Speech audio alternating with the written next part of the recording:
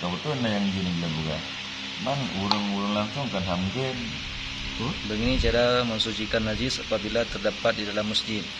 Jangan cuci seluruh masjid, cukup najisnya aja. Kayak gini caranya. Ya. Pertama-tama dibersihkan najis ainiyah. Kemudian tinggal najis hukmiyah, cukup dengan dibasuh saja. Cukup tuangkan air saja. Ya.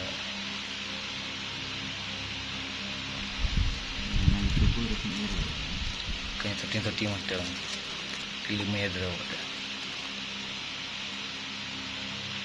Nya, tak lupa le. Bakok. Tak lupa aja ya. Nah, kayak gini caranya. Tutorial membersihkan najis. Titik 3 kayak mana, Wi? Ini sudah suci ini. Tinggal dilap saja sudah suci ini. Demikian, assalamualaikum warahmatullahi wabarakatuh.